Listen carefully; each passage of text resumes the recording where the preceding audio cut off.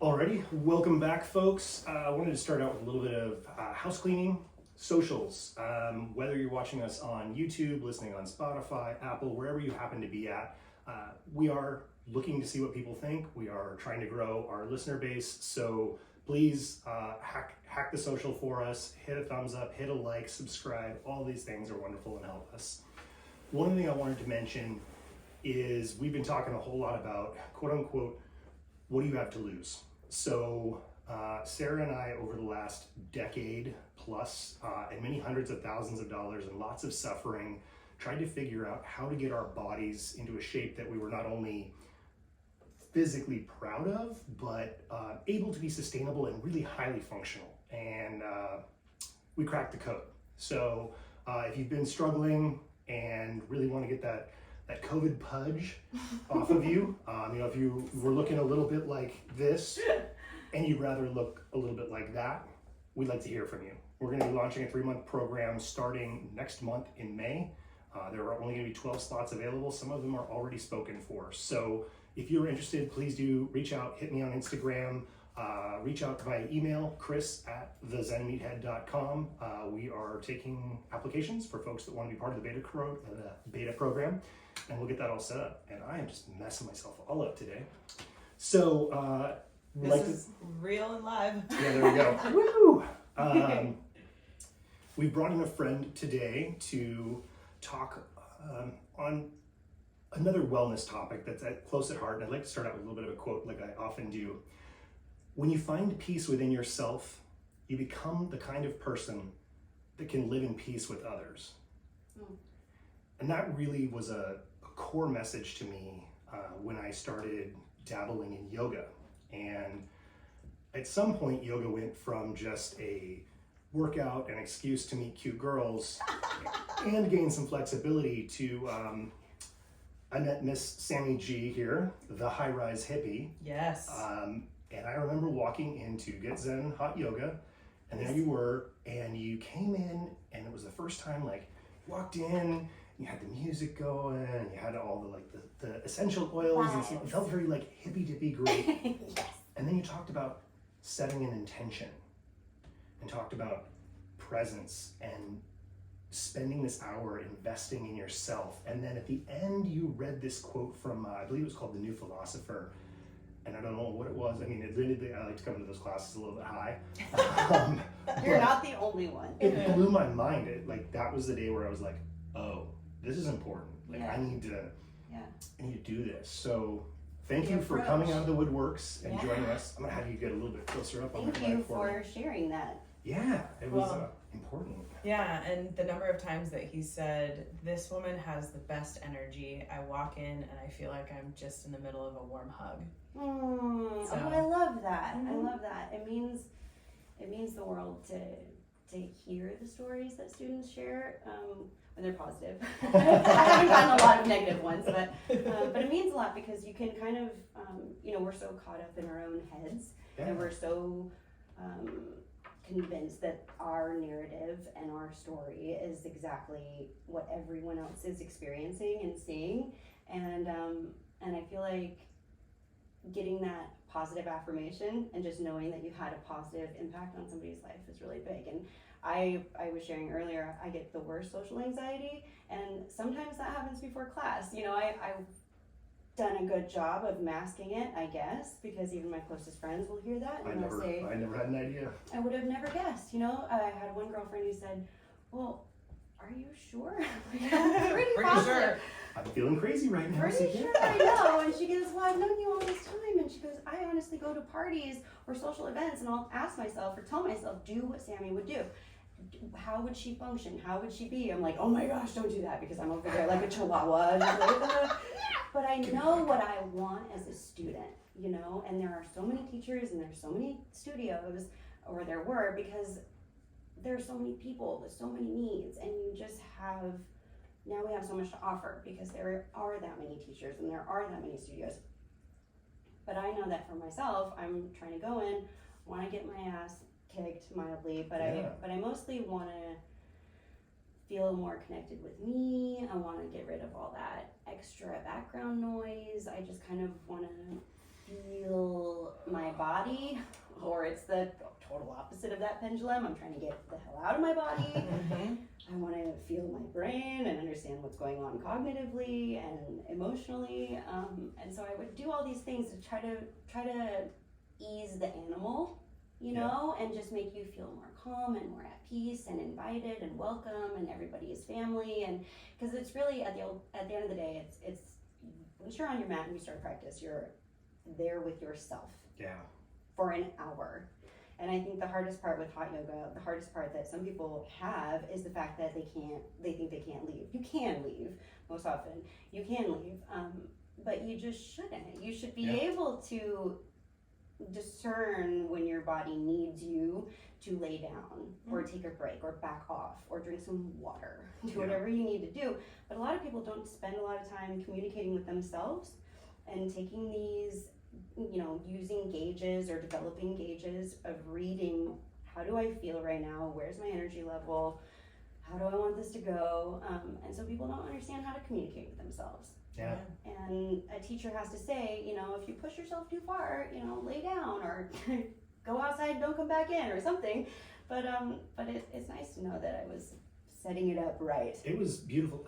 I guess, you know, like I said, for me, the real reason I got into it, worked in big tech my entire career, the hunch, back pain, neck pain, all this stuff.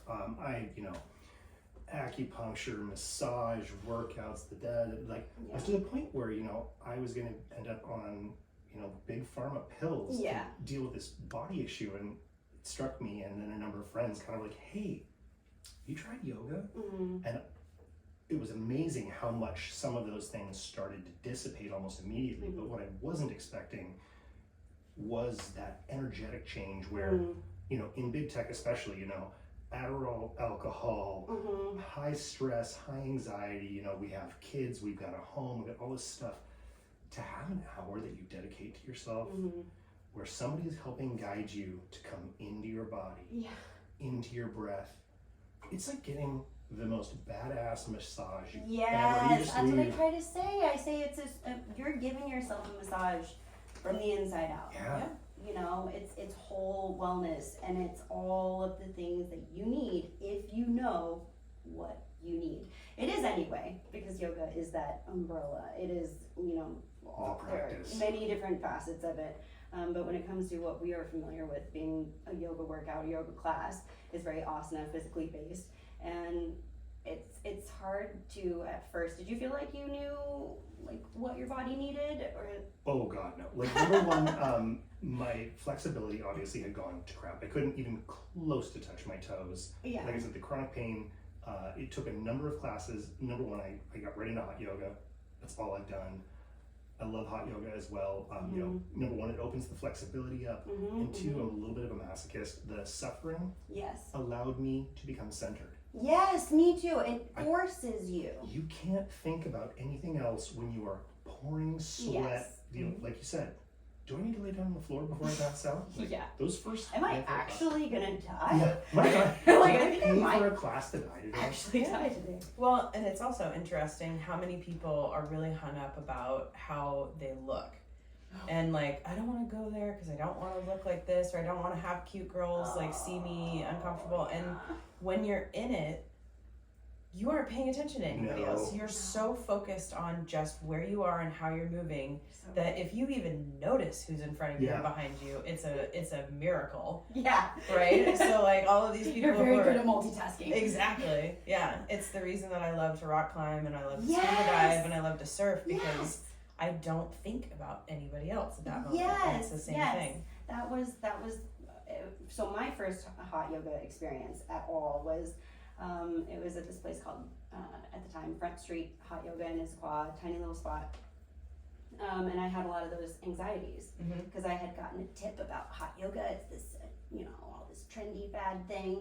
I mean, just to me, because I was in that sphere that it was all new to us, you know. And I go to class very worried because everyone had particular things that I wasn't familiar with. The kinds of leggings, the kinds of water bottles. Like everyone seems to have a mat with a certain logo on it. I've never seen this logo. You know, stuff that you just feel like a fish out of water. Yep. Yeah. And then by the end of it, you feel like you've just returned from this arduous journey and you're grateful to be alive. And you're just bumping into these people who were just like, they were doing stretches that I had never seen. They were all just totally in their zones. And I'm like pretending to be maybe in a zone. I don't know what to do. Very monkey see, monkey do. I don't know the names. They're speaking some language. Yeah. It was also unfamiliar. And like you said, you're just forced to be present. And I need that sometimes because I've got all this stuff going on up here. But just your body can be used to manipulate your mind. And manipulation is not always a negative thing. No. You know, I can force my psyche into a mode with my body. And I can also use my psyche to force my body into a mode, you know? And so getting to the class was you forcing yourself. Your psyche is using the control to get your body to do a thing. Yep. You know? But I had that first class, and at the end of it, you know, I started out just like nervous and kind of egocentric, and then at the end of it, we're bumping up into each other like everyone's sweat is your sweat. Yeah. It's just like, we did it, we're alive. Right. And you just then you go home and you're thinking, wow, that was a great class, and incrementally you start to notice there are these little things all these little benefits that you maybe never knew that yoga was going to offer to you, and it's very different from person to person. Yep. You know. But I needed that consistency. I started with what a lot of people would just refer to as Bikram yoga, but it's the 26 postures. It's a very scientifically based sequence. It's a very healing sequence, and I started with that because I was very militant about things. I needed the discipline and the structure to feel like I could then. Are you guys familiar with the 5, not the love languages, but the security 5? Having a brain fart. Good Lord. I'm not sure. Well, anyway, there's these. When I was a preschool teacher for a bit when I very first started taking hot yoga, and I went to this brain training, child development training, and I was learning about different forms of attachment theory. Oh, yes. There we go. Yep. Woo! And I learned about insecure, secure. There are 3 other ones. But the main thing is if you have a secure attachment, that's the kid who can get dropped off at daycare and they just run and play. They could care less whether or not their parents are there waving goodbye. You know, they know for sure that their parents are going to come pick them up. Mm-hmm. Yeah. I didn't have that kind of experience. I needed to know that my environment was exactly the way I expected it to be. Yep. And I can change my expectations if I have a cue. And so that's not necessarily a good thing. Children shouldn't even have to do that, you know, but it carries on into your adult life. Mm-hmm. Yeah, and we overlook it. We think that just because we look older and we have these responsibilities that we're not still those children who have these insecure attachments. So going to yoga and having this one thing, no matter how excruciating my day was, I knew that at 5:30 I was going to be in class dealing with all sorts of stuff that come up, and it creates a foundation for life. And I later on realized, actually just while I was at Kids End, that it became a barometer for me. I could look at my week and go, oh my gosh, I'm taking like a lot of vinyasa, which the teacher tends to have more license to be creative, and you maybe don't know what to expect. And I was taking those classes when I felt really, really secure in life. Oh. But if I was very, very stressed, sometimes I will deny myself the opportunity to know that, or just block that out and could deceive myself into whatever narrative and story I'm on. And I would look and go, oh man, I'm not even interested in taking a vinyasa. I must not be feeling secure in life. So you started associating the types of classes that you were attracted to actually being a reflection of like your internal state. Yeah, it makes a lot of sense, yeah. But then, once I realized that, I knew that. So then I was like, oh, well now I'm going to use my power for evil. Now I'm definitely going to be telling myself to go to Hatha to try to deceive myself into believing that things are totally normal. Like, no, I'm fine, and I have to put on this front and be this way. You know, just this performance-based society. And it seeps into everything. And I here I am being this yogi, and at that point I've been teaching for 10 years, and I'm just realizing, that holy cow, like I'm being, it's blatantly obvious. She's taking nothing but hatha, or she's taking nothing but vinyasa. And then once I realized I had that power, it was almost scary. Now what do I do with it? And so what did you do with yours when you realized that you're in yoga? It's an umbrella. There's more to it than chits and fitness. It really, for me, honestly, it was part of the beginning of this, what we're doing today. Cool. Was starting to recognize, coming from the environment I was, police and military, parents during upbringing, a lot of high stress, anxiety. Like, your dad's coming home from work.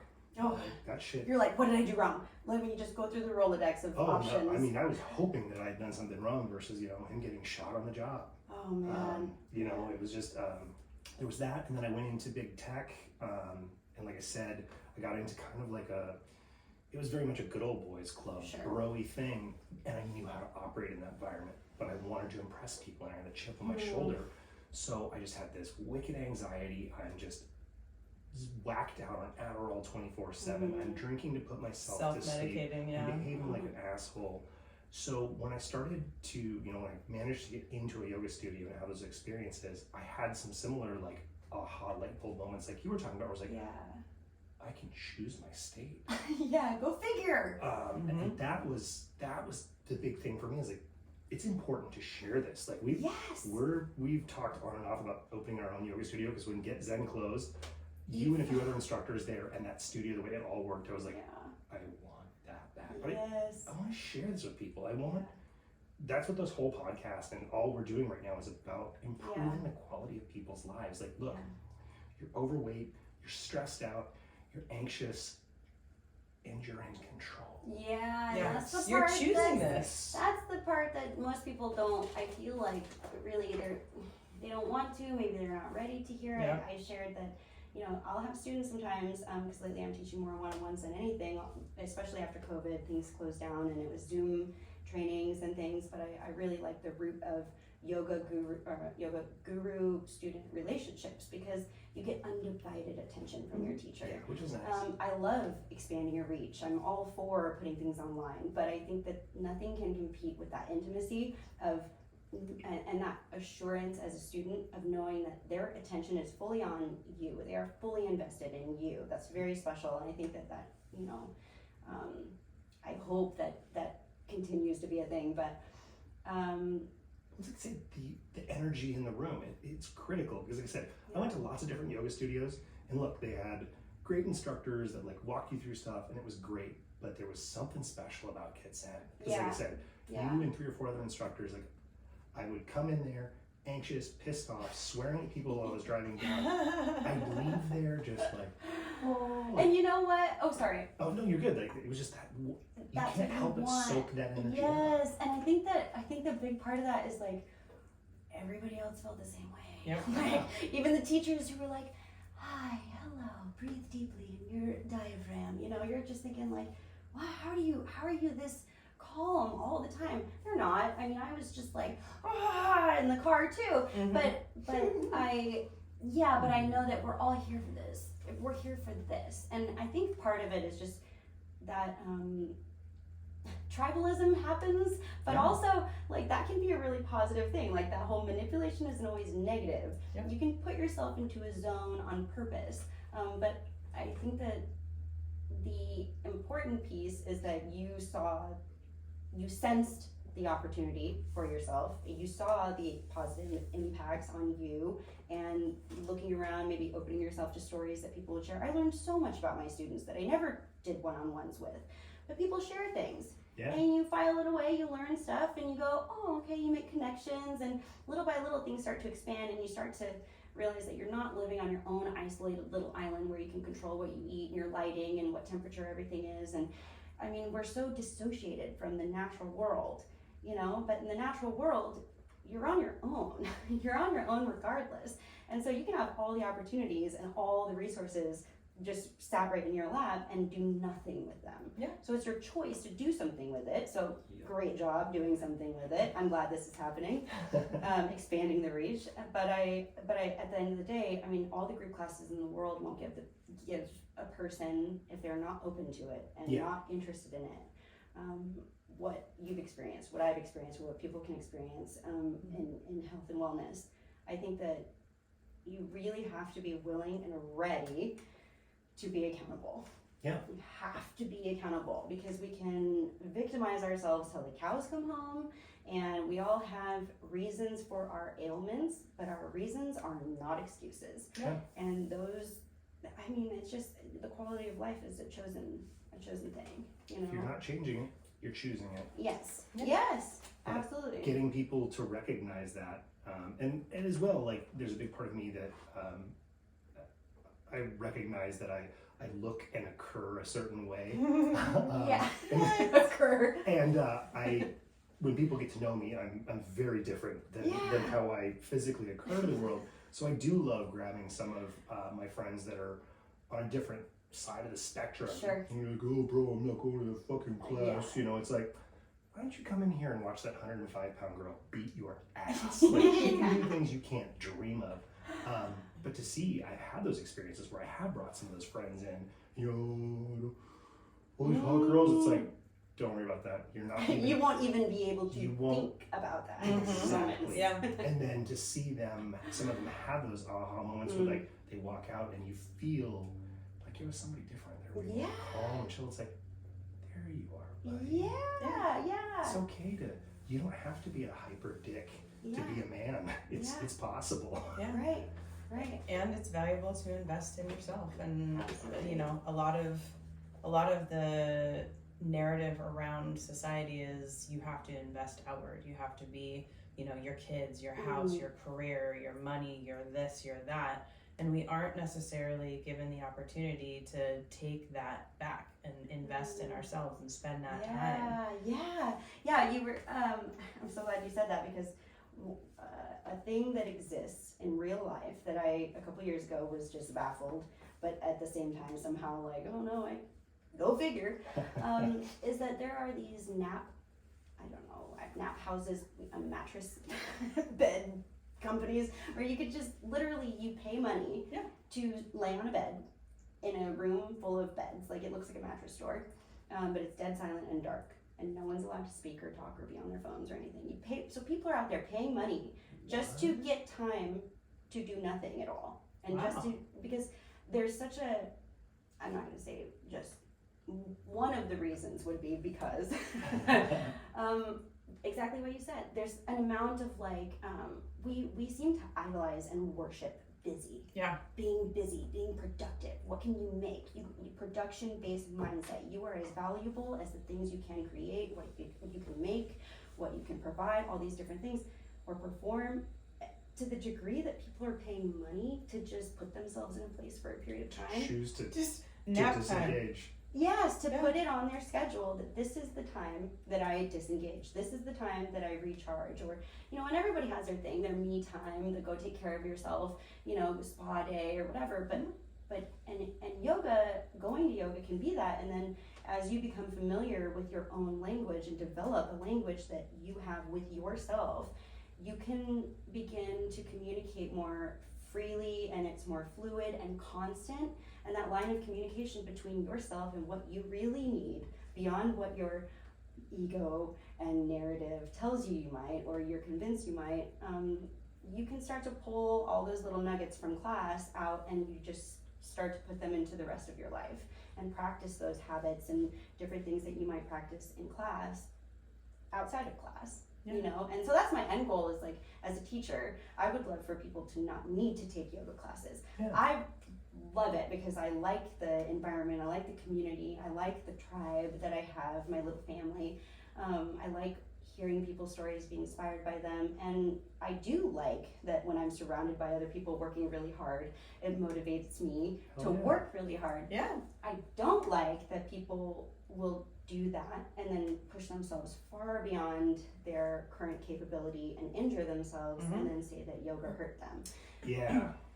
they hurt them. Yeah. Well, and we're so out of touch. So many of us in society are so out of touch with our own bodies and what we feel and what we should feel. Yeah. And, whether it's working out or lifting weights or going for a run, like if it hurts, there's something there to pay attention to. Right. Whether it's, things are not supposed to hurt if things are working well. So right. Pay attention to that. Yeah. I'm glad you said that too, because I have, that's like the primary question is, where should I feel this? If you put somebody, somebody will ache about, or complain about back aching, for example, is pretty primary.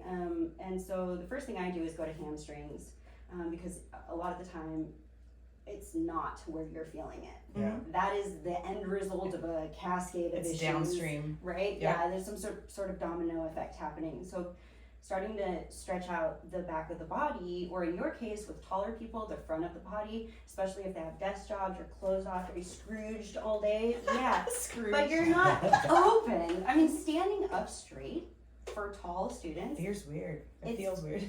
Your chest hurts. You feel like I feel like I'm stretching right now, to be honest with you. Just sitting up straight, And so I'll take people into postures because they've shared ailments with me. Yeah. And the first question I hear is, where should I feel this? And my answer is some equally as unelegant form of like, wherever you're feeling it.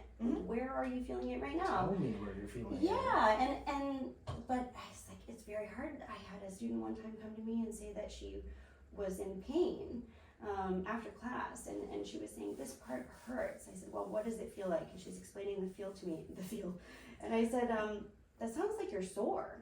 It sounds like you're sore. You have lactic acid buildup. Here's how we can handle that. It's a good thing you came to class. That's one of the ways you can alleviate this pain. Get rid of the DOMs. Yeah, and she just didn't, the sensation of sore was a pain to her. So even like when we're teaching, the language is different, and it's really such an intimate experience. You and yourself have to develop this discernment and language and basis and gauge and all these things. And the teachers are there to give you some kind of a gauge, something to go off of, something to base your, is this gonna injure me or not? But the ego is very obstructing. Yeah. It gets in the and way very loud. of that communication. Yeah, it'll just drown all the other stuff out. All the wisdom gets drowned out when the ego gets involved. Yeah. But at the same time, the simplest things can be so powerful. Like, I'm a teacher, and when I take yoga, when the teacher says, breathe, I go, oh yeah. Okay, that's right. Forgot about that. It's so easy to forget.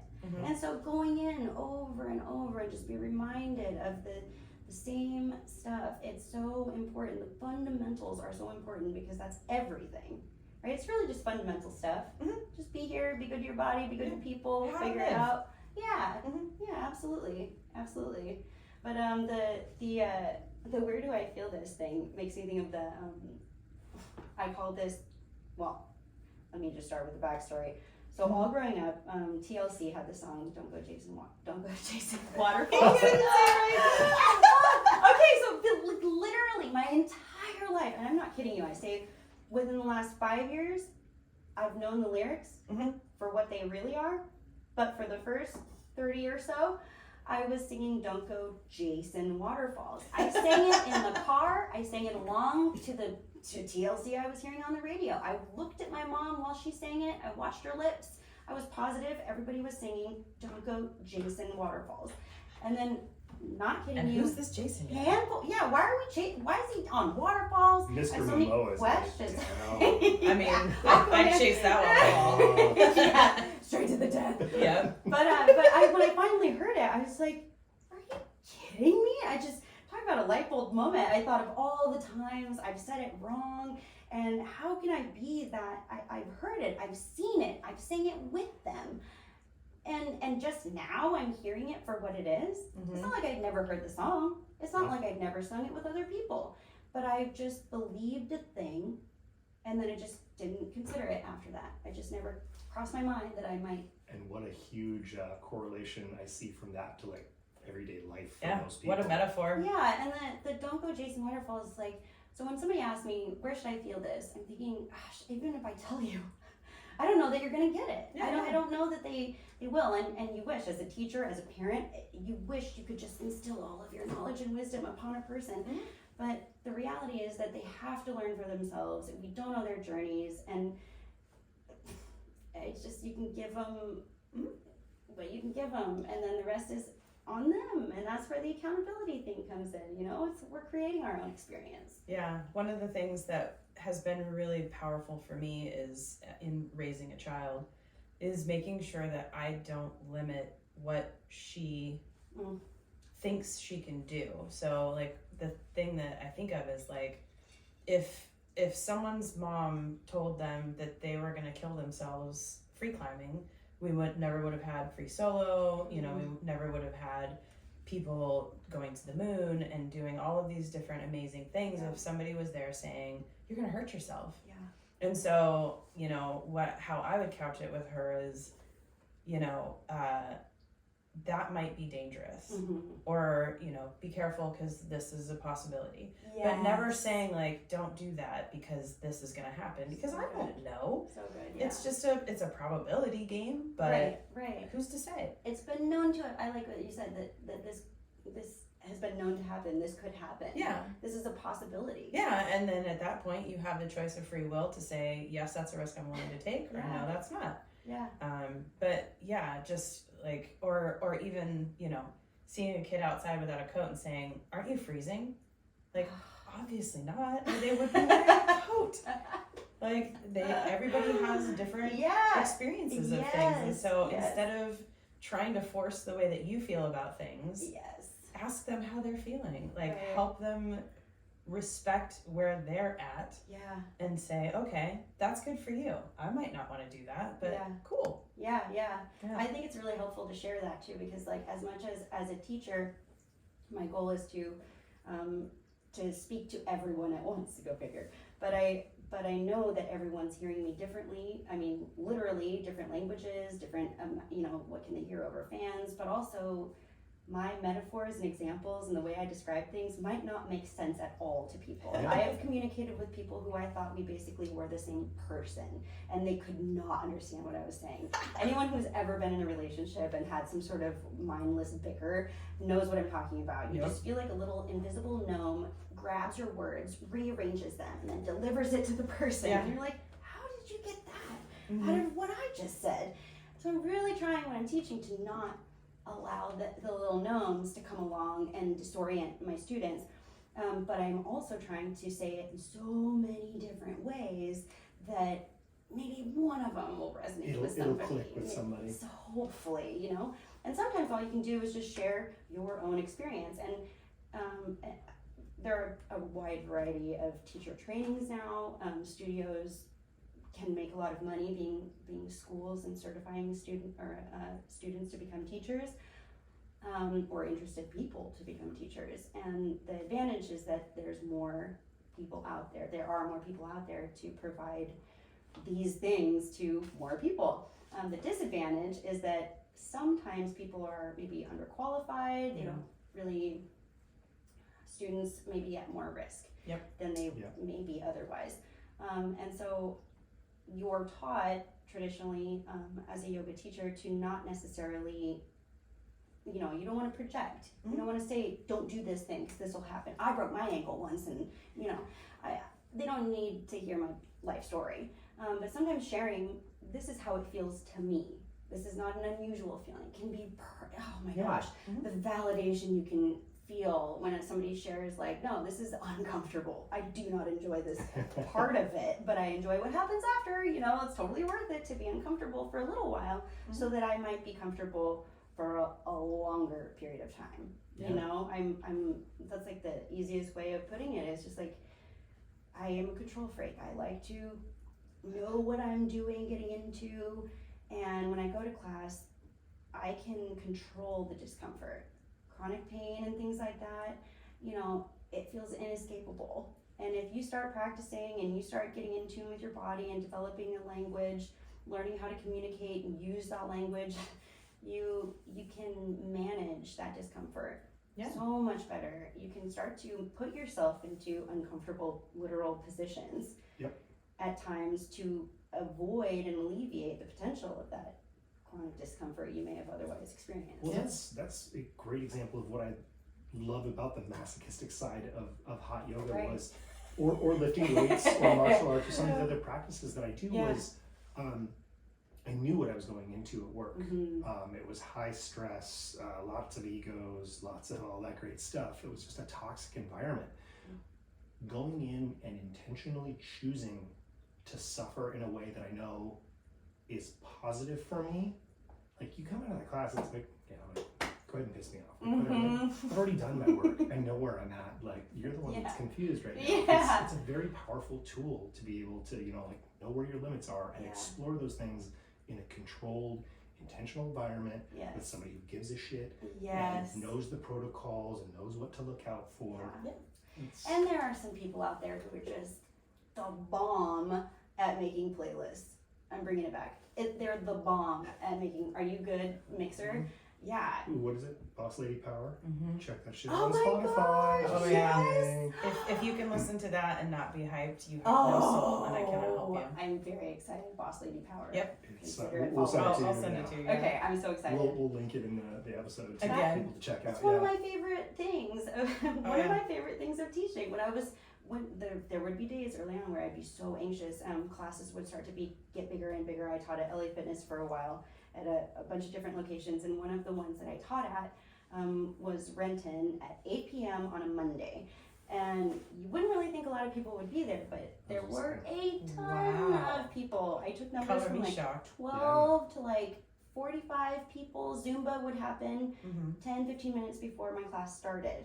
Or Zumba would be ending. And I'd get there and people would have their mats all smushed up against the windows, watching Zumba, waiting for it to end, like marking their spots. That's my spot up there in the front. Fighting for it. Yeah, and you start to see the same people go to the same place. And I what's funny about that is that my master teacher used to always say, if I see your mat in the same place I saw last week, you need to switch it up, expect it moved, because you guys need to don't become too familiar, too comfortable. She never wanted people to be comfortable. Yeah, but it was so beneficial for me because I become that. I need to know, and then once I know and I'm familiar, then I can be comfy. Well, they don't call it fat and happy for nothing. We got to be okay with a little discomfort because you're not defined by your sensation. You are not your experience. You are so much more than your experience. And that becomes a whole mantra. And that's the thing, though, when you're not present, when you haven't done some of the yoga, the meditation. I know me, for the longest time, I was my thoughts. Yeah. I'm stressed out. Yep. I'm tired. I hurt. I'm cranky. Getting into that observer state and realizing, like, oh, these are things that I'm witnessing or I'm experiencing, and it's like, I can choose to relate to it, or I can choose to just let it go. Yeah. And not be invested in it. Oh, it's so much easier said than done. Yeah. It's so Took me hard. 40 years to figure it out. And then you can take that understanding and that knowledge of how you feel and that communication with your body and take it into situations like the doctor, where you can say, hey, I'm feeling this thing, and they go, are you sure? And you're like, yeah, let's look into that. And they're, if someone is not in communication with their body, they aren't necessarily able to advocate for themselves in that way. So it spans out to all of this other stuff. Yes. Oh, that was really big, especially there at the end with the advocating thing, because as somebody who was, I'm a recovering people pleaser. I'm trying to become more, I'm trying to become more, and it kind of goes to what you were saying, we're being a philanthropist, an overworker, an over-efforter, it's admired, it's lauded, it's the goal, right?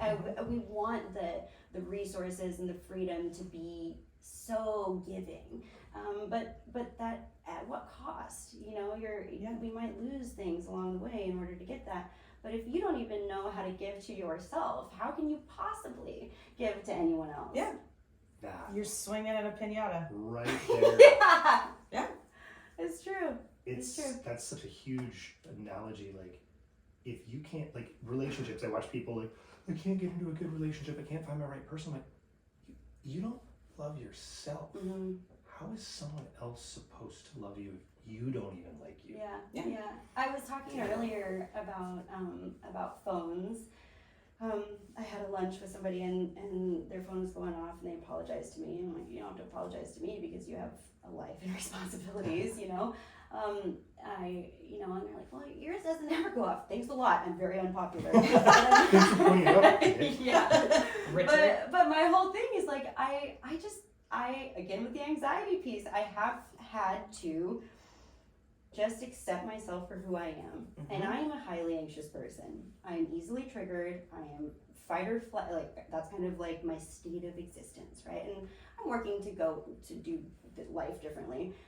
But once I finally started to say, you know, I'm going to stop pretending to be this other person, and I'm really just going to be who I feel that I am and I experience that I am. And because of that, I mute my phone almost all of the time. Unless there is a schedule, unless there is a reason for us to be coordinating and there's some obligation towards one another, then no one is obligated to respond to me, and I'm not obligated to respond. Nobody's entitled to anyone else's time. Yeah. You know, it can be disrespectful if you have an appointment and they don't show up or something, but that's still not, there's no entitlement there. Just because you called or text doesn't mean I have to respond immediately. Right. Precisely. You know, I treat them like emails, Yeah. which a lot of people, it's like, no, those are the really important ones you have to respond to. So I think it's like, it's time and place. It's knowing when to use your tools. We're all born fully equipped.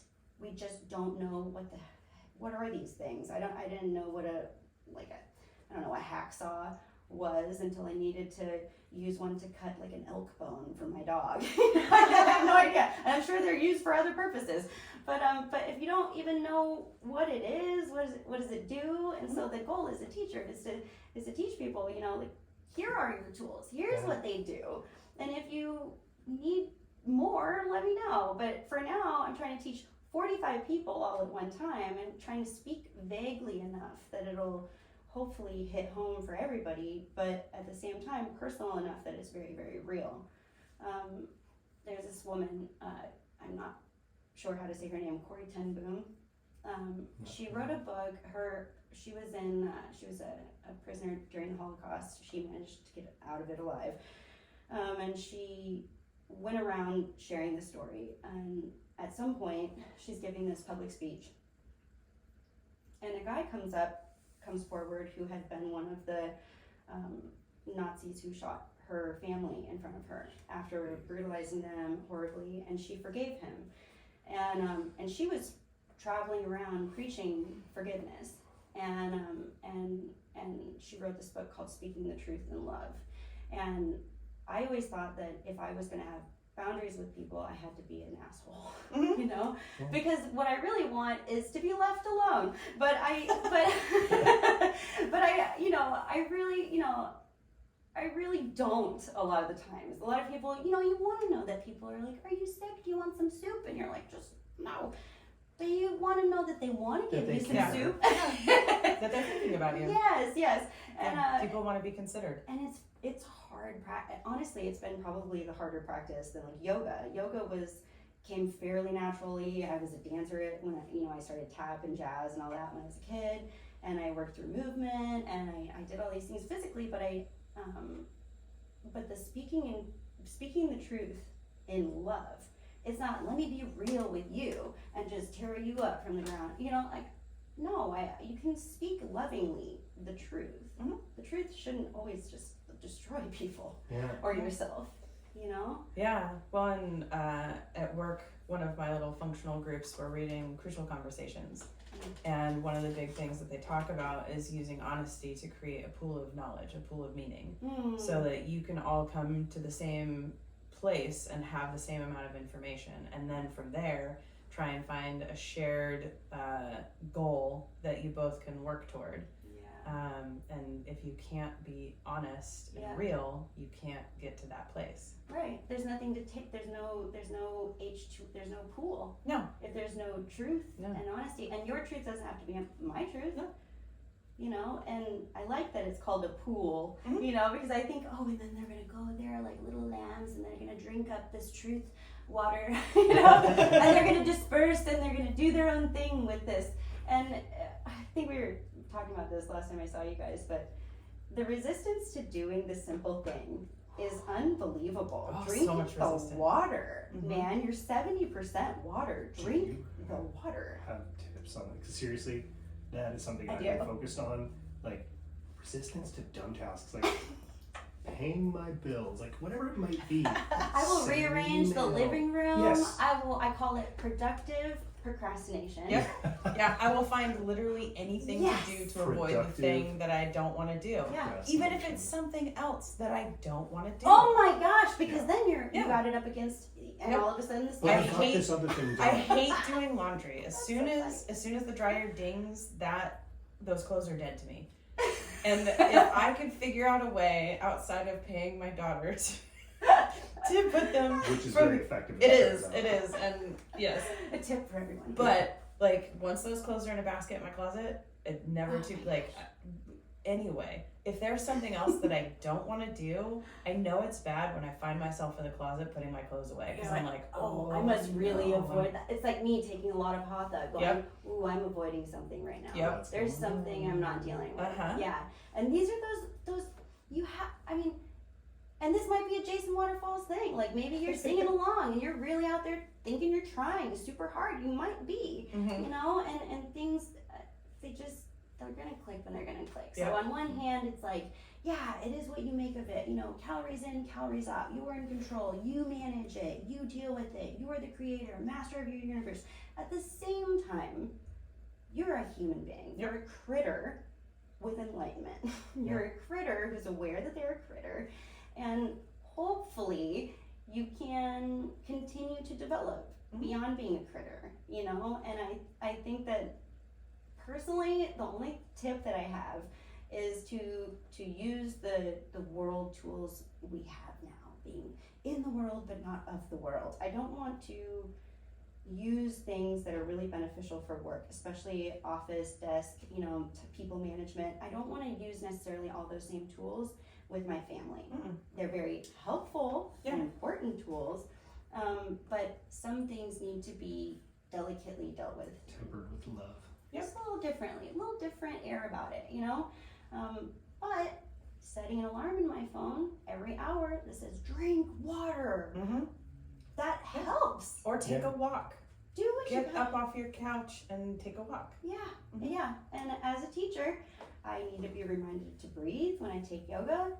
Somebody, you know, I'll have days where I'm just like doom and gloom, like for some reason, just in this really negative place, neurotic, like Seattle weather doesn't help because it's sunny for like 5.5 minutes, and Yeah. I'm like, I'm gonna go do this thing, and then it's pouring And then down summer's rain. over. And as soon as you get your shoes on to go outside, it's rainy again. I You're can't like, depend on no. anything. You know, it's just such a spiral. But if I can, you know, if I can realize, okay, I'm in this place, I literally will go through and just, I'm gonna manage this then. You guys can't figure out what you're doing up there, so I'm just gonna shut the blinds, turn some lights on, put some music on, whatever might pacify me in a way that I know isn't me running. Yep. You know? Yeah. You can pacify without copping out. You know, you can self-soothe without bailing. It doesn't have to be, I'm shooting myself in the foot. All or It nothing. can be self-care. Yeah, and I'm a pendulum swinger. I've just been on it the whole time. Yep. And I would like to, and I feel more with time that I'm kind of starting to level out. Mhm. But I do find myself on those ends of total avoidance. I'm hermit crabbing or something. And it's hard on the people that care about you, you know. And so I think if anything, we care so much because we care so much about the people around us. We care so much about the world. It's not just ego. We have this ego because we care about how people think, Yeah. you know. And so I think it's important to be able to look at that and remember that, like, even if it doesn't feel like it's worth it to you to feel better or better yourself, at the very least, you know, do it for the people that you love. And I know that one of the first things they say in recovery groups and stuff is that if you're doing it for somebody else, it's not sustainable. Nope. And I believe that. But knowing that I'm doing this for me because I love my family, you Yeah. know, and that is still doing it for you because that is that's speaking the truth. You really do love your family. And so trying to accommodate, but then it's a slippery slope, and that's where Yeah. that language is so important, because the way I was about to phrase it might not be the same for others, you know. And so it's really just like I can walk it to this point, and then I just gotta have faith that I've hopefully instilled enough nuggets that people can do something with that. I love that you call it nuggets. I call it that too. Nuggets, little wisdom Or dots. nuggets. Yeah. Dots. I'm gonna leave you guys keep going for half a second because I have a childlike bladder, but there's no conversation. Why don't we wait for you to come back and we can snap back in? Yeah. Yeah, in my inbox. Did I show you my inbox? No. I was showing it to somebody. Oh, you showed me the different names. All the different names. Yeah. So in my inbox for each of the people, like myself, my boss, and my employees, I have nuggets folders.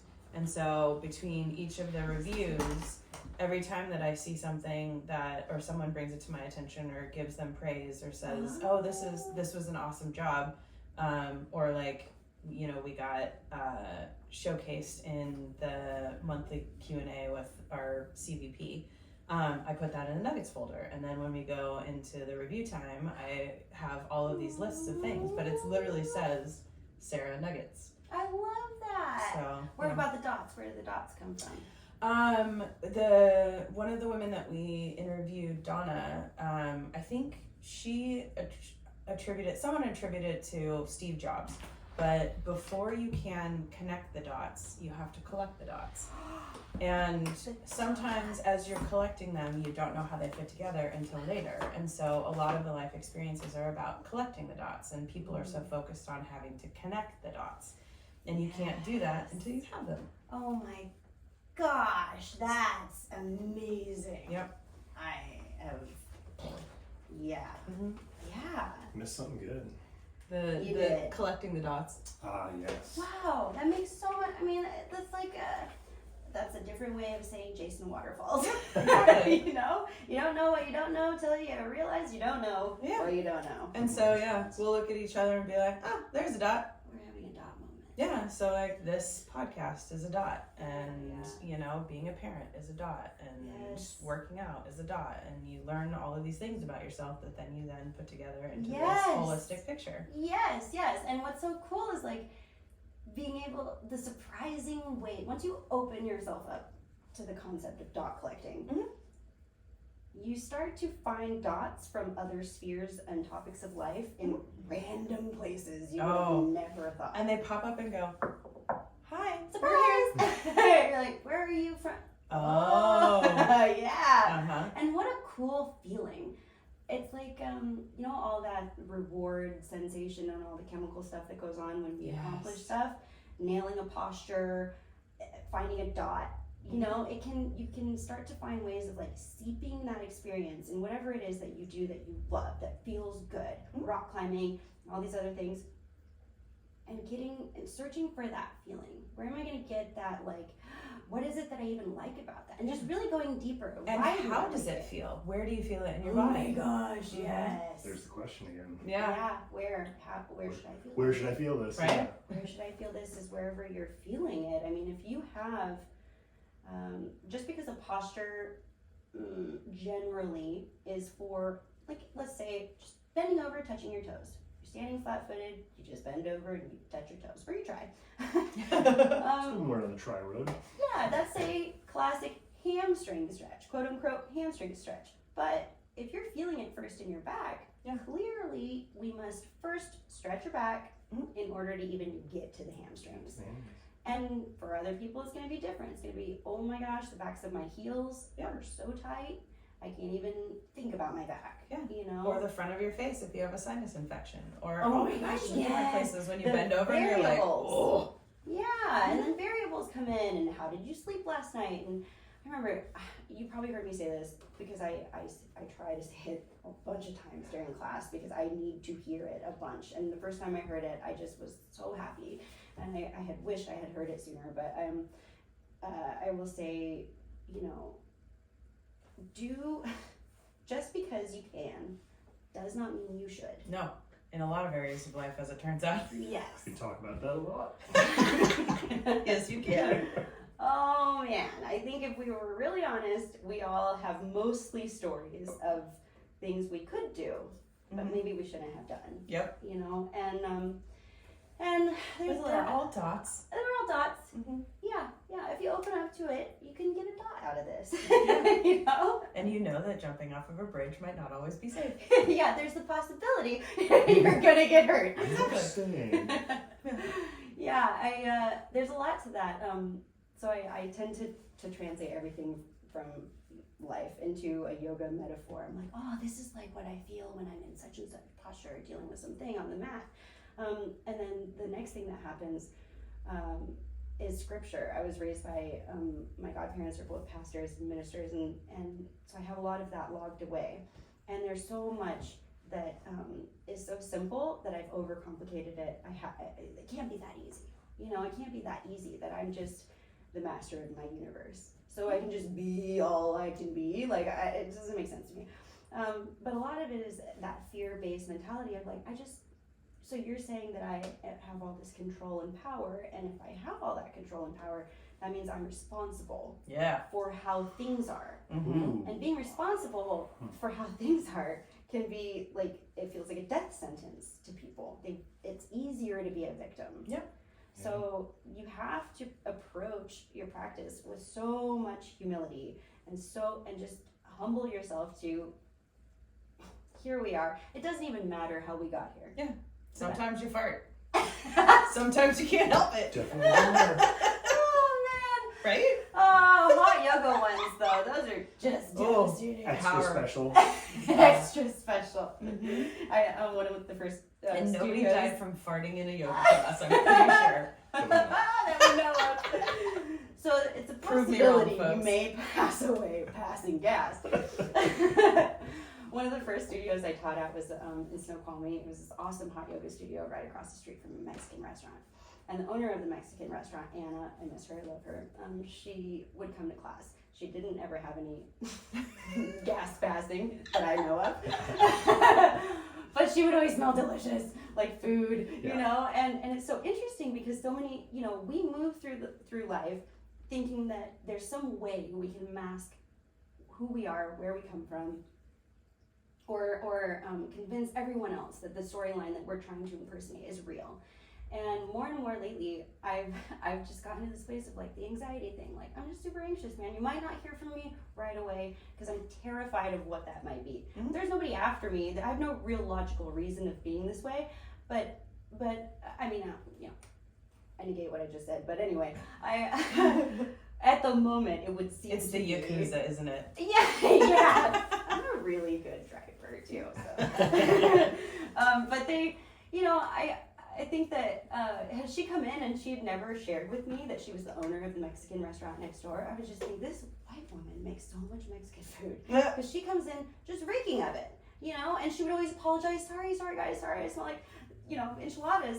And no one ever minded because we just loved her restaurant at the time when I was there. And I think that, you know, it's such a, again with the yoga metaphors, it's so like, we are where we are, and trying to deny that is just such a waste of time. It's procrastination. Yep. You know, just own it.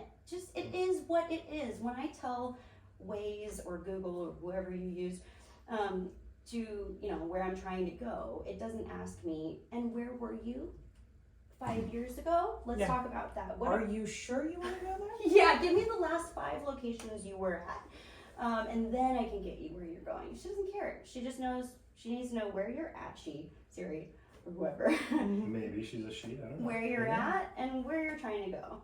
And I think that a lot of times, I think this because this is where I went, which is, oh my gosh, I have so much work to do to clean up all of this stuff before I can even begin to move in this direction.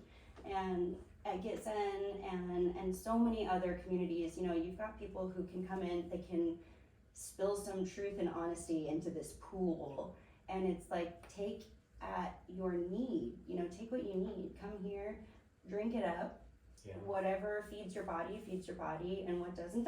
Yeah, but it's not a waste, you know, to share it. It's another tool. Pick it up if you want. Yeah, absolutely. Empowering people, empowerment, being responsible and accountable. It's like, it's just so wild. And at the same time, compassionate and understanding that, like, you have all these tools, but all of the directions are in, you know, Czechoslovakian, like some sort of language you don't speak. And that's okay, we'll translate it. Let's do this together, you know, or figure it out, do some homework. But you do have the tools. We're so capable, so capable. My biggest thing was when I started teaching yoga, I was first an esthetician. I wanted to be an esthetician because I had really bad. We have to put a pin really quick because this was hysterical when we first met to Oh talk about this gosh, podcast. yes. I forgot about this, the Nexus. The Pro Club. You worked at the Pro Club. Yes, shortly. It just keeps but I coming was up. there. That's Everybody. hilarious. Yeah, I was there for a bit. I like to say, like, I don't like to, but the way I would say it, and people think it's funny, I guess, but I discovered Bellevue. Like, I didn't know the East Side existed. I was born in Seattle, raised mostly on the South End, Kent area, moved up to, like, Whidbey Island for a bit, just bounced all over the West Coast, basically.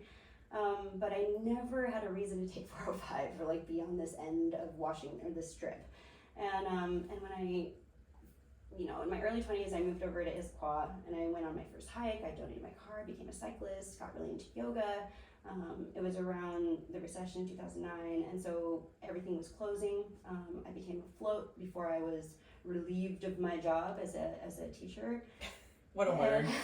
Relieved of your Oh, duties. what a relief. Oh, what a I won't relief. get paid. Yeah. This is great. Yeah. Thank goodness for yoga. I mean, I cannot tell you how thankful I am, because I was 21 and I didn't know what I was doing. I was just kind of faking it till I made it, and I had never seen affluence like Issaquah.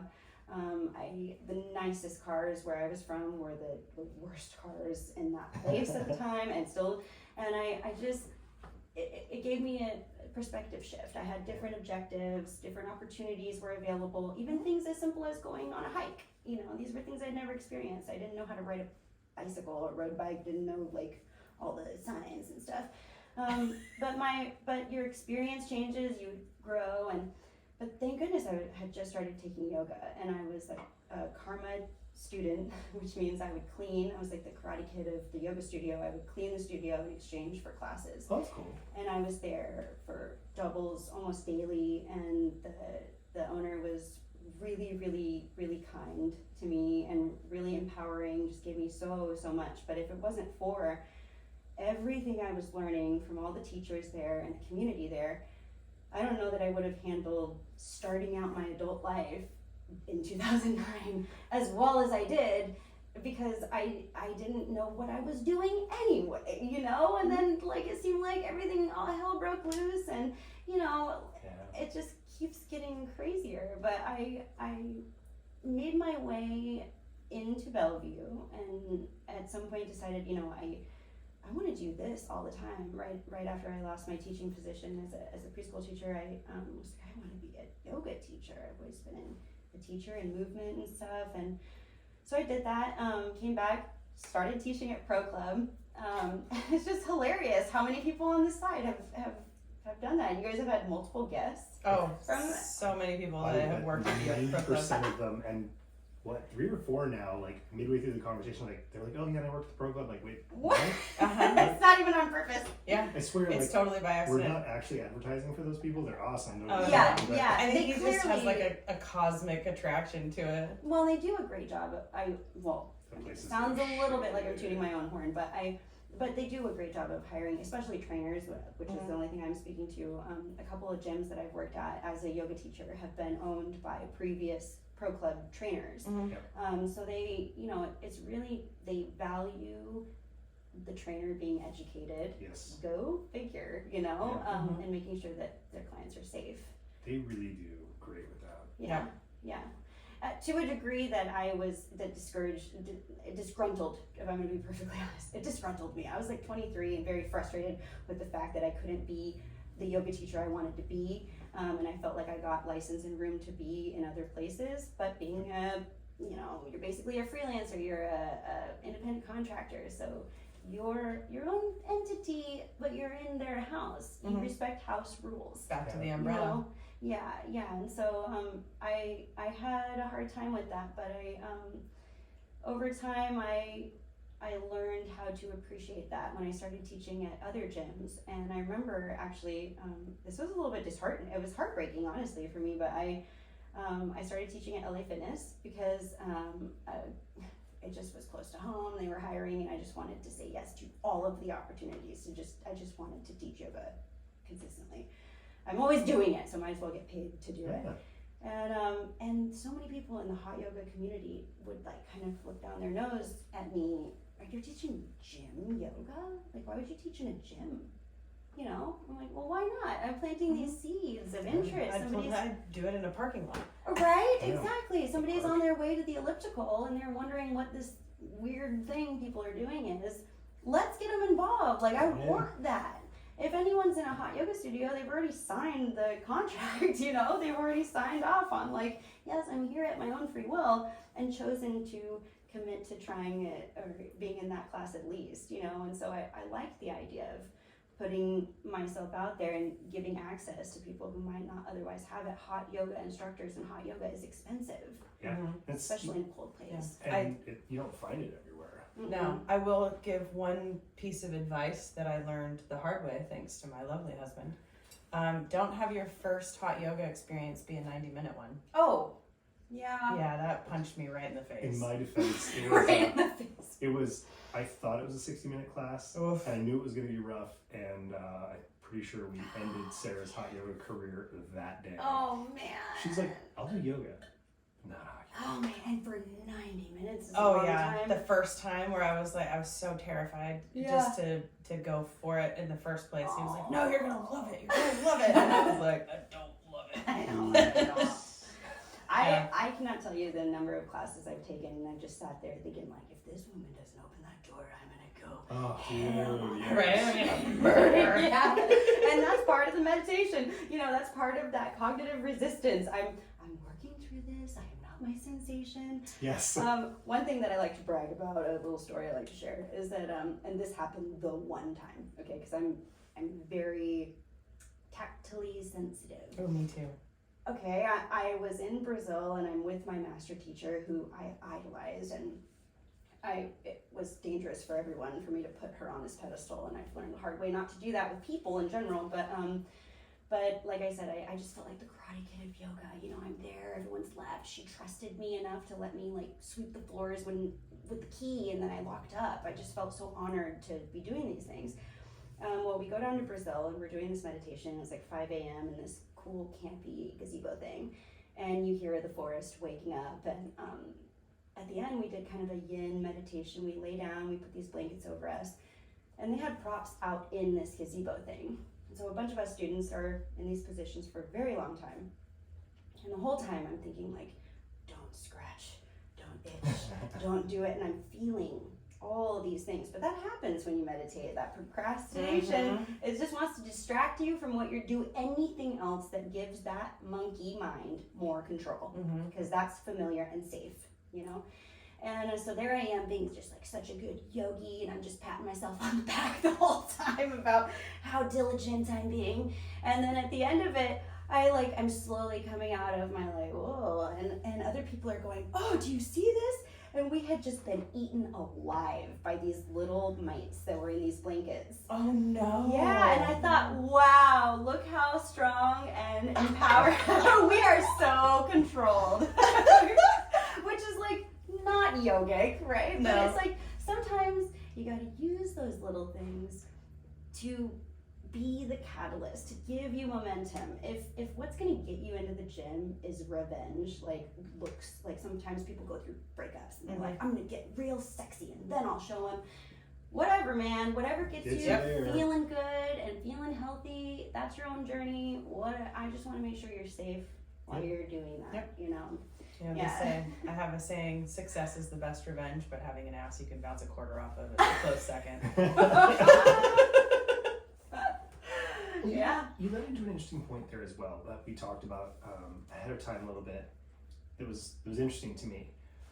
You know, a lot of this is talking about, you know, taking the yogic practice and using, you know, whether it be yoga or the motivation or the lack of resistance to get yourself into getting into the kind of shape you want. Chronic pain, injury. You talked about working with some folks who, you know, have disabilities, these kinds of things. Limitations, apologies. Yeah, that's fine. But I just never considered, I've had a few injuries throughout my 10-year stint where, things that happened where it was like, hey, like I tweaked my knee like 2 weeks ago. I haven't been back to yoga since. And then you tell us this story and I'm like, huh.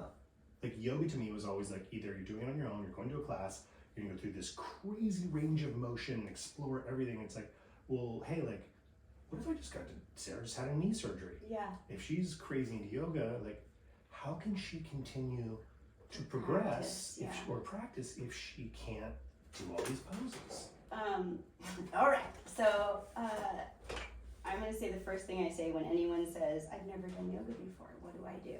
Is the same for a person. The answer is the same for a person who's been practicing yoga diligently, very disciplined for decades.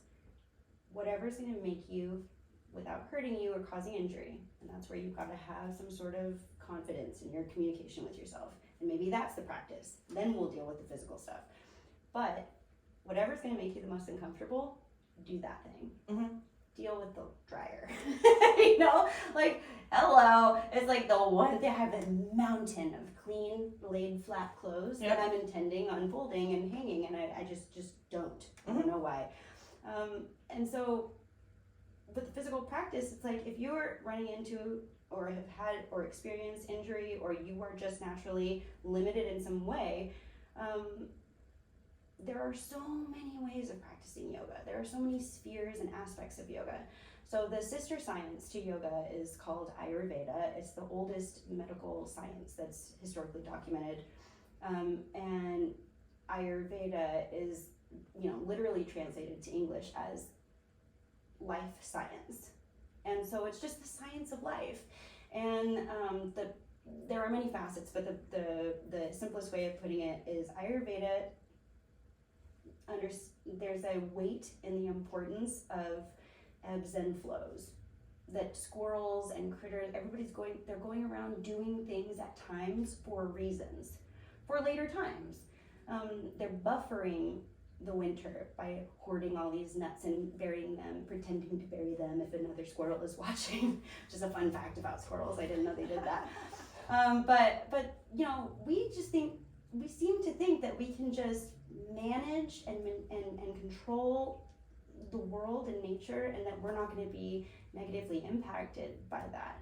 But injury and discomfort and loss and progress and lack of progress, those are all parts of the ebbs and flows. And sometimes when we're up against those resistance points, you can either go get stronger by pushing against resistance. You don't get stronger without it. Mm-hmm. You have to have weight that you're resisting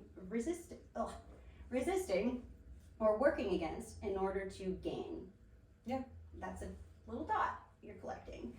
But it could also mean the resistance isn't physical. It doesn't have to be physical. It could be, okay, I was in an accident. Here I am. Can't do the physical practice I would normally do, which was another form of procrastination. I wouldn't go as far as to label myself as like I had a problem with it, but I definitely tried to escape some stuff by diving deep into this experience, feeling something so intensely that it would distract me from the discomfort of my emotions, or the discomfort of mourning, or whatever I could have been dealing with, and likely would have gotten through onto the other side faster had I just faced. Mm-hmm. But I didn't trust myself enough. Mainly, I didn't believe that I would exist at the end of that. Kind of like when people say, I can't start crying because I don't have faith I'll stop crying. It's that kind of stuff. And if you can practice the resistance, wherever the resistance is, where should I feel this? Well, if you're feeling it in your body, if the resistance is physical and it's an ankle injury, well, what else can we do? You can do different stuff with your body. I apologize. So you can do different stuff with your body, and and find ways of accumulating resistance in a safe way where you're really just being a little scientist. You're really curious. We seem to want to dominate ourselves.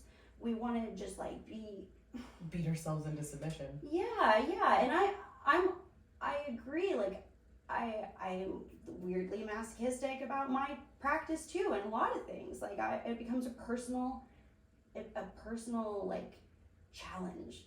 And because maybe I need that dopamine, I don't know this exact science behind that, but for some reason, or it's just a hamster wheel I've been on for so long that I'll just change the lights or the music, but I'm just still on that hamster wheel.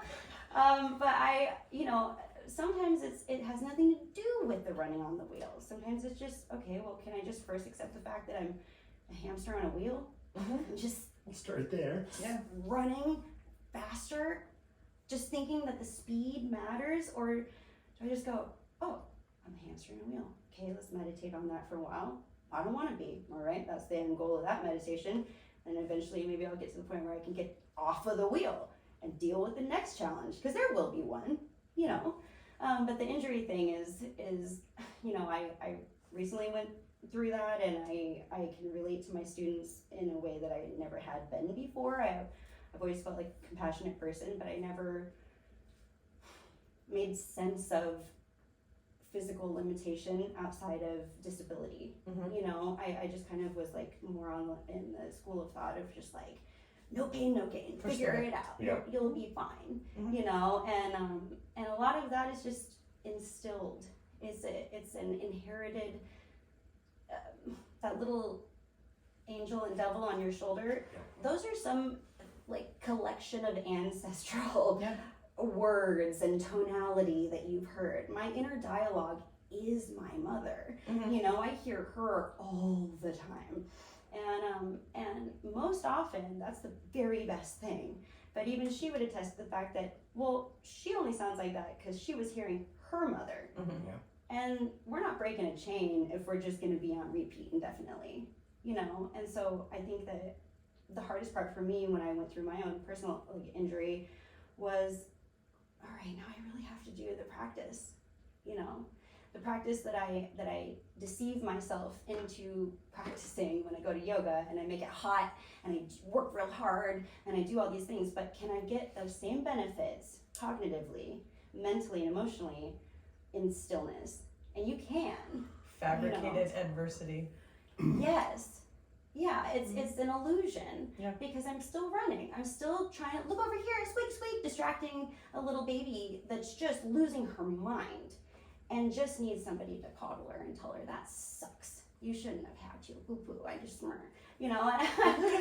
we expect other people to do that in a relationship, for us, and any relationship, our bosses, our employees, our partners, but really it goes back to, if you can't do that for yourself, you don't even know how to communicate to them what your needs are, because you don't know what that is, So being able to sit down with yourself and just go, what do I need? And it sounds so silly at first, it might feel silly at first, but you get to a place where it starts to make sense, and then anybody who's not doing that is silly, and it's just kind of like, well, you'll get there. Oh, that's cute. You look at you trying real hard, It's just compassion. It's funny because I have a reminder on my phone that pops up every morning at 9:00 that says, "What do you need?" When did that start? With Eric, our energy worker, who's also a yoga guru and Tai Chi and all this stuff. So he was like, you need to get real clear on what it is that you need. Why that time? 9:00 is usually the time that I have free to think about it. So I sit down and journal and just talk about different facets of my life, whether it's, my partner or my finances or my home or my safety or my ambition or my activity or any of these things. So I just sit down and think about something that I need in my life and what it looks like, and I write it down. I love that you're writing it down, because that's such a cool thing. Like I was sharing earlier, I will go back and read my old stuff, and I just it's hard to read later, but it's informative, and it helps me with my compassion piece with myself. Because I just didn't know. And for a long time I would only write when I was upset. And so I would go back and read, and I would just be like, "Ooh, that's That was toxic AF. You were. I just like. Yes, I was. Well, I think that's a self-soothing. That's a very healthy self-soothing technique, because it still keeps it within you and yourself. You're not expecting a person like, I want to talk because I want to share it, but I really want your reaction. I want your compassion. I'm going to share all this with you, but I expect you to respond a certain way. I've found that I'm super guilty of, I just need to get this off my chest. No, I don't. I really want sympathy. I really want to be coddled. I really want some end thing that I think I can get if I do this thing. Yep. But I was never looking at it from that far back. And yoga has a way for me of putting things into perspective. You know, one of the things that they say in massage training, my mom was a licensed massage therapist and nurse practitioner my whole life. And one of the things that she loved that became kind of like her mantra was, don't chase the pain. And I brought that into my yoga training because a lot of times, you know, like people will complain my back hurts. Your hamstrings are probably tight. Your chest might be tight because you're doing all this slumping. The back has to compensate for the lack of the core. You know, there's something else going on, but we are so overwhelmed with a physical sensation that we're zeroed in on that. We've got these blinders. That's the target. That's the problem. And we can't get out of our own physical experience long enough to really see the picture for what it is, to really get some perspective on the matter, you know. And when you're writing it, you get this personal accountability. Obviously, you're having to take, tell me if this is true for you. I have loved journaling my entire life, and when people would ask why, I would say it takes all this gray area I have and it forces me to put it into black and white. I have to put things into words, which helps me kind of compartmentalize and kind of categorize things, put things into places and make sense of it a little more, and I can maybe connect some dots along the way. Yeah, definitely. Yeah, that's a big one. That's so cool. You haven't been a lifelong journaler, have you? I know you did some. But... No, like I said, most of my journaling for a long time was only in times of turmoil. And so it was like a lifeline to get my thoughts out because I felt so drowned in my own head. That I would just... And it was just kind of screaming into the void, and a lot of times it was, this is what I need that I'm not getting. Yes, yeah, and in practice, especially during yin yoga or deep, like kind of relaxation postures where the goal is to be stationary. I'm terrible at that, but where the goal is to be stationary long enough to let layers of muscle and tissue release and relax. And our body is designed a way to keep this meat sack together and everything's staying in one place because different parts know when to engage. And we have to disengage it. You know, disengaging takes a very long time, you know, and during yin yoga, for those who may not know, yin yoga is another aspect of this big umbrella that is yoga practice. It's another asana practice, another physical practice. But it involves doing nothing. Getting yourself into a position, so this is where the discernment, knowing your body well enough to be able to do this safely is really important, because you want to get to a position where the very first bit of resistance that you feel is where you stop. Like I can do a wide leg stretch or something, and I can push it real hard, hold it for a short period of time, or I can meet that first bit of resistance, hold it for a long period of time. When you hold it for a long period of time, more layers can be pulled back, and the resistance releases deeper and deeper and deeper until you get into the connective tissue. That's the fascia. Yes, exactly. And that's what you're really trying to stretch, because that's the majority of your flexibility, bendability is because of the connective tissue. Your joint limitation is the dominant factor. What is it? We have a friend who has been looking for somebody to help her get into that, and so I had a sneaking suspicion that you might be the answer. I love it so much because it is the most challenging for me. As a, you know, I did dance and stuff growing up, so I love vinyasa, I love the flow, I love the playlist, the music, and all that. I love hatha because I'm a drill sergeant and I'm disciplined, and I can have the goal of, am I going to complete every posture 100% as long as I can? I might burn out and lay down for the last half of class. Mm-hmm. Or is my objective, I want to monitor myself and I want to do the whole class. I'm not going to lay down at all, which means I'm going to do 20, 30% of my maximum in each posture. So those are intentions. That's living deliberately, doing things on purpose, not just, I'm here, winging it. Just gonna throw my body around for a while. Yeah, just fake it till you make it, which is kind of like Till the they name of turn the the heat game. off. Open the door. Yeah, or I murder them. You just feel savage in those moments. You really think you might die. It's so crazy. It's almost like going feral. Yeah, you're such an animal. That's exactly what it is, though. And that is actually exactly what it is, because the more you can get familiar with where do the skills need to be for you to exist? Because there's not the little devil and the little angel. There's the little animal and the little psyche, energy part of you. And there's an equanimity, there's a balance there where you get to play. You get to be here in a body with cognizance, but it's hard to find that space. And in yin, every time, let's say we're in a simple straight wide leg posture, just slightly leaning forward. If your spine is straight, you lean forward, pretty much immediately you feel some tension in the inner thighs. You just be there.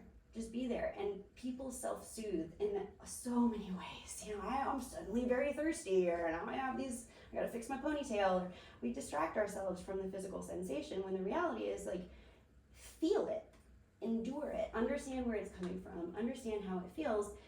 That way you can look out for it better in the future and maybe get to the other side and realize you didn't die. Yeah. The posture ends. Class will eventually end. And you'll be like, wow, I held that posture for so long. I got so deep into these layers, so close to, or maybe into the connective tissue. But unfortunately, I teach yin more aggressively than I teach any other hatha, vinyasa. Those are kind of fun, more smooth or easy to teach, but yin I am a drill sergeant about yin as a teacher, because if you aren't, at least for me, and I teach the way I need to be taught, and different language for everybody, but they will distract themselves. Mm-hmm. They won't be there, and every time they fidget or move or engage the muscles that we're trying to get to, or the tendons that we're trying to get to, they reset that timer, and it takes 3 minutes. 3 minutes is a really long time if you're already in pain at the beginning of the posture. Yeah, but if you've just met that first bit of resistance, then it's going to be easier to slough and peel back layers. Forget where I got going on that. It's really fascinating to me to recognize. I didn't realize how much I was doing it subconsciously, but like you said, I always looked at yoga once I got into it as a practice. Yeah. And it's funny, it's very similar to my working out. If I step away from it for a period of time, all of a sudden, things aren't going quite right in my life. I'm getting frustrated, I'm getting anxious. Oh, yeah. And she'll point it out, she's like, hey, when's the last time you were in the gym? When's the last time you went to yoga? And you go back and say, oh, I'm back. When was the last time you meditated? I'm good. Yeah, meditation. That's a great sign, by the way, if the partners notice. Oh, Davey, have you been to yoga lately? Right. You should leave. Yeah. Go away. But I didn't recognize how much that practice seeps into the analogy of life. Of just like you said, getting that mind-body connection. Life science, that's where do I fit within the boundaries, and what can I do, and what I want to do, leading my life with intention. Again, it's I listen to so many friends oh man, I've been terribly out of shape for years, and I have all this body pain. I just keep coming back to them, hey, do you want to do something about it? Do you want to do something? Oh, I don't have the time. You don't have time to love and invest in you. Oh, what you're really asking is, are you ready to be accountable? Yeah. Yep. Are you ready to be accountable? It's kind of like dealing with friends who have substance abuse issues. It's look, or marital problems they won't shut up about, and it's the same problem for decades. And I've been hearing you say the same thing over. When are you going to make a change? Something about it? Come on. Yeah. It's like if people are all saying the same thing in facets and they have nothing to do with one another, it's probably, there's no smoke without fire kind of thing. Maybe there's some truth to what these unassociated people are saying. Yeah, my mom used to have a saying: if one person calls you a jackass, ignore them. If 5 people do, look for a comfortable saddle. We're like, oh, the common denominator is me. Yes. Shit. Oh gosh, get out of the saddle. Mhm. You know, get off the horse and just Why don't like you take that bridle out and do just something down about here it? with everybody else and yeah. Mhm. Gosh, that's hilarious though. Yeah. So Yeah. are you still teaching? I'm still teaching. I'm only teaching one-on-ones now. I relocated. And after the local studios closed, I just, and to this day, to be perfectly frank, feel like a little bit of an orphan, like a yoga orphan, because I miss my community and I miss my tribe. 2020 was super rough. I had an accident. I was going through all sorts of personal things, and when all the studios closed, I got to a place where I realized that I thought this was never even in question, but I thought I was going to yoga because I loved it and I was doing it at these times because I wanted to. The reality was there was a schedule and certain people were going to be there at certain times. I'm sorry to keep hitting this. Certain people were going to be there at certain times. I preferred certain teachers because of their playlist. Yep. You know, I had a lot of really superficial things that were, I like to, and that's okay. You enjoyed it. Enjoying aesthetics, environment, liking what you like is not a problem. The problem, though, it showed itself for me when I didn't practice at all. Yeah. Without that perfection that I had selected, handpicked each little detail, when that wouldn't happen, I'm not doing it at all. You know, and that's very like, okay, so it's only important to you if it can happen exactly the way you want it to. And I was really ashamed of myself, and I'm still embarrassed to even share that story. But I didn't even know that about me. Yeah. And it was a whole aspect of myself. And again, I am not my sensation. I'm not my habits. I'm not my comfort zones. So it bleeds out from, not only are you not your thoughts, sensations, or any of those things, but when I realized this about myself, I experienced so much shame. And but there's no reason to be ashamed of that. It's a dot I'm using to connect to other dots. I love this example. Yeah. I use it Thank you, Donna just Sarkar. Yeah. endlessly. And because if you're lucky, you don't stop connecting the dots. Yeah. You know. It's a lifelong practice. Yeah, and that's what it is, really. I mean, Ayurveda is the science of life. It gets more into nutrition, you know, cleansing habits. How do you brush your teeth? How do you cleanse your colon? You know, really weird stuff. But Hopefully not with the same brush. Do not mix those brushes. I use the bottle brushes for my. Totally. With the sound effects. Oh, that's what it sounds like every time too. It's just Totally. squeaky clean. But it's the reality that the practice is acknowledging these dots and going, oh, jeez. Slipped on that one. Oh, Damn it, I'm human. It hurts. Yeah. It hurts. It hurts to be human. It sucks so much sometimes, but it's so worth it. By the way, thank you. Like you, Eric is another great example. A lot of the folks that I've like looked up to as teachers, seeing them like melt down and be real humans. Also, because here's the deal: at some point, if they're perfect all the time, like That's how unattainable. are you going to teach me something because you're not real? You're not Can't relate human. to me. But it's like, yeah, when I see, you know, some Zen master of my vision lose their Getting shit, road rage. yeah, Yeah. I'm like, Oh my Oh, gosh. you were real. I'm you listening do know to how to like fix these things. thrash metal. Thrash Yes. metal on my way to class. Like, just like, whoa, like crazy, I don't know, Rammstein-y kind of Yes. stuff. And then hello, it's Helen. But I You tried. hate me. Yeah, Just that's never. love. Du hast. Yeah. But and that's so, right? Isn't it just so nice to go like, we're all in this together. Do you guys ever watch the Red Green Show? I asked you Totally. this last time, Uh-huh. where he's like, and don't forget, folks, we're all in this together. And it almost literally like puts a tear in my eye every time. And I know he's gonna say it. Yep. But I just laughed and I watched these silly skits and he teaches me something maybe. And then at the end he says this very real, we're all in this together. Yeah. Because whether you like it or not, here you are. Is this show still going on? They did something, he ended up moving on, did some other stuff, and they had like a recreation that fell flat, so Yeah. I don't think so. I remember the original and I loved it. Oh, yeah. It was great late night stuff. Yeah, I went back recently and tried to find some on YouTube. I did find some stuff on YouTube, and there was a lot more than I remember. I mean, it was one of those things where if I was lucky as a kid, we'd go down there and watch it after dinner, an episode or something. But it's hilarious. It's brilliant, honestly. Yeah, it's so brilliant. It's so smart. Mm-hmm. That's one of those shows where like you just creativity and I mean, nowadays with TikTok and YouTube and Instagram and everything, I mean, The three of us can sit down and broadcast to the world. yeah, no duct tape needed, you know. There's Yeah. a little bit back there. Yeah.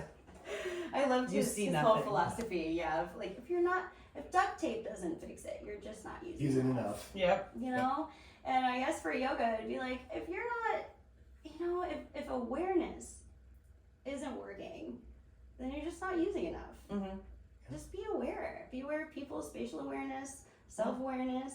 You know, being able to document these things and look back on them is so important because you might not hear the lyrics for what they are right at first. You can go back and read your journal and realize you were saying Jason Waterfalls for 30 years. Yeah. Jason Waterfalls, I can't. Oh my goodness. So if you ever hear me or see me say it wrong, just let me know so I don't have to go that long I without. think we'll have to figure out if we'll get in trouble for using it, but I think TLC might be the opening intro. and closing music to this How podcast. good would that Yeah. be? We do need to get music going. Oh, that would be so good. Yeah. So your little community of Get Zen folks here, Yeah. I was like tangling into it at the end, and I too miss it. So Yeah. I would love if you were open. We keep threatening to open a yoga school, but money. Yeah. But we do have access to a handful of studios locally. Yeah. If you wanted to reconnect with your community, I miss them so much. I mean, what if we did just like I just get emotional just thinking about it. Yeah. a monthly, a weekly, reunion. something where we just like reach out to a lot of people, offer it up to some other people too. Like, hey, you listened to Sammie. Did you like? She had to say like, we're gonna do a thing in Bellevue. Would you be open to doing Oh something? my gosh, it would be so cool. I would love We that. have the space. Yes. Let's. Nice. I'm gonna hug them all. We'll talk. Please stand in line. Sammie will be Yeah. hugging each and every one. It's not a choice. I'm just gonna run attack. Right.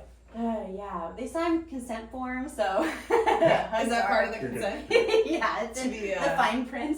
You will be aggressively Gorilla hugged. hug. Yeah. That was such a bummer to me. At one point, I loved at Get Zen that the instructors would come and like work with you on your form on stuff. They'd like help adjust you, like, oh, like lean into your elbow here. And at one point, I don't remember who it was. I think it was Rachel came in one day. She's like, unfortunately, we're not allowed to like touch you. Like there was a while where they would ask like, are you okay with being touched? And then it was like none. And I'm like, you guys fixed so many things, and now. Yeah, that's a big hindrance that you run into in kind of like big box gyms and stuff like that. Because of liability and all that other stuff, I'm like, add it to the contract. They sign their lives away already. Yeah. Like, you're responsible for yourself. If you don't like to say something, that's part of the practice. Yeah. I'm gonna love on you. But Take but my the, love. yeah, I think that as a student, like I keep saying, I teach the way I want to be taught. I try to give what it is that I want and try to be the change. Not that a ton needs to change because I've had killer teachers, but I melt. If somebody goes through at the end of the class and they love on me, that's one of the. That was the best. They couldn't do like little neck massage thing and like spray you in like essential oils and stuff. You're just like, Oh, those little extra touches. But if I had one teacher that I had shared some personal stuff with her, and I said because of it, I've been clenching my jaw. My jaw hurts so much. At the end of class, we're all in Shavasana. She goes through the room. My eyes are closed, right? And I'm being a good student, and she rubbed my jaw for like 4 seconds. But it was just like, I heard you. Yeah. I'm there for I you. got you. It said so much, and it just. Yeah. That's the stuff where no words are necessary. I just felt so. thank you for seeing me and feeling like, Yeah, for being here and accessible for me beyond what I could have had. Yeah. And also, there's something to that that's like, and kudos to you for being open to receiving that. Yeah. Even at points where we might not be. Yeah. Well, and it is so powerful to feel considered. Yeah. And to know that somebody cares enough to pay attention and listen and act. let me help you out. Yeah. Yeah, there's a lot to that, to the worthiness, Yeah. the value, everything that we need. And if people could take that out of yoga classes Yeah. or meditation or whatever, And just onto start the internet. loving on people, Mhm. being nice to people, Yeah. like Speaking the truth in love, Corey yeah. Ten Boom stuff. wouldn't life be so much Yeah. nicer? Yeah, so here we are doing it. We're We are. trying. We're Yeah. affecting people with our positivity. Yeah. By the way, I love the fact that we like set down like an intention and like designed what we're going to talk about. And while we did manage to talk about almost Most of it. everything, we never once like looked at Yeah. Hello. hi people. Yeah, we just Yeah. had a conversation. Beautiful. I don't want to rush folks out, but I mean, I have a feeling we're going to end up talking again. Yeah, we This are. is just Sure, such a, I like, hope so. Because That'd be great. there's something on the list that we haven't talked about at all that I don't feel like we have a whole lot of time to talk about now. Chris, are you pregnant? Yes. Sorry, we had to find out this I way. knocked him up. So no, your delve into cognitive behavioral therapy. Yeah. Because that's a Yeah. whole different thing that I Yeah. am just jacked to hear about. But is that That's a good question for you. Is that something that you want an hour to sit and talk about, or do you want to like brush on it? We can come back to it. Because like I said, I mean, we're gonna have you back if you're coming back. I don't know if this is clear or not, but it's pretty easy to get me to talk for an hour. Show I'll off. just go. Yeah.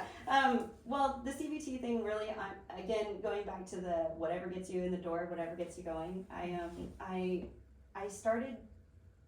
Well, I've been in therapy most of my life. I had a life that I found that was necessary.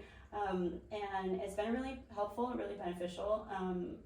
Not consistently the whole time, but I've been through different relationships with people and as in therapists and things. And then as a yoga teacher, I found that it was becoming increasingly challenging to feel legitimized by my students, clientele, attendees, because I'm a chick. I'm an aerobics teacher in a lot of people's minds. They didn't take me seriously. I don't think that people were really listening, really hearing me. And some of it was like, just a big part of it was my ego. I wanted to be taken more seriously. A lot of people, you shared something earlier about your past lives in like this corporate male good old boys club environment. Well, as a female, there are certain stereotypes as well. Yeah. And teaching hot yoga that's a whole other one. And I was so sick of people going, wow, you're really smart. Whoa, you actually Fucking know some duh. stuff. yeah. And that's insulting, but I also was like complimented. Thank you for sharing that with me, those who did. And it resonated with them, and I wanted that to be easier to access from my students. I wanted them to have an easier time. Like you shared, if somebody is just perfect all the time, it's not real, it doesn't feel relatable. Yeah. There was a TV show, I don't know what it was called or where I saw it, I think it was a TV show, where personal trainers would gain the amount of weight that the client needed to use or lose before they started working with the client. Oh, to like Whoa. lose it with them? Yes. I Whoa. love it. Because if your trainer is having to get themselves into a place or back to a place or work towards something, then you can't sit there and think, well, you don't even know, it's so different from me. It's like every teenager thinks that their parents have never been teenagers before. Literally the dumbest people on the planet. Oh my gosh, like I've been there, please, if only I could just transfer it. And so the CBT thing was really beneficial for me personally long before yoga, but then I also saw it as an opportunity to have a little bit more gravity for the things that I said to mean more, maybe resonate more or more strongly considered by my students. Yeah. And how that goes into effect, you'll have to wait and see for the next Until episode. then. Yeah. Yeah, but it's been great. Thank you so much for bringing it out. Yes. Yes, thank you. I'm honored. Reached out a handful of times over the years, and like you said, you kind of were going through some stuff. You disappeared. We were laying by the pool in Barbados, and you responded like to a message from like a year ago or something like. Yeah, classic. You should have seen him. He literally did touchdown arms. Oh my gosh, that means so much She's to like, me. You have no idea. She's like, she responded. She's gonna do it. I'm like, yes. It just doesn't even sound like a real story to me. Honestly, like that's one of those things where we have impacts on people. just real quickly before we wrap up, I have to share this. I had a teacher, my first grade teacher, Mrs.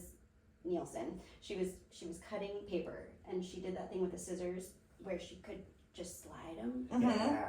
And I remember being like just awestruck. And the woman, when I was an esthetician training, she taught me how to fold a fitted sheet. Blew my mind. I think of her every time I fold a fitted sheet. When I fold a fitted sheet, but Trying to avoid that at all costs. But there are certain people where it seems like these little moments that can be so monumental, and we don't really have a culture of like, get out there and be vulnerable with each other and tell people how you feel. Yeah. You know, so I'm so thankful that you would share that with me, because it means a lot and motivates me to continue to do what I love to do most. And I really appreciate it. I appreciate the opportunity because vulnerability is something I'm deeply working on and desperately trying to share with men because, boy howdy. Well, women too. Yeah. It's not been my strong suit either. Yeah, I appreciate it. Really But thank you, appreciate guys. Thank you so much. Thanks, Stephen. guys. Absolutely. And Thank yeah. you for listening, folks. Mm-hmm. peace, love, all that good stuff. We will tell you more about What Do You Have to Lose coming up soon, as well as the fact there's a rumor that perhaps we will get Sammie back into Bellevue and maybe you guys can come meet her, or if you're one of the previous students, get to please. enjoy her experience again. Yeah. So good. And get hugged. Yep. So, Gorilla hugs. Stay elevated, folks.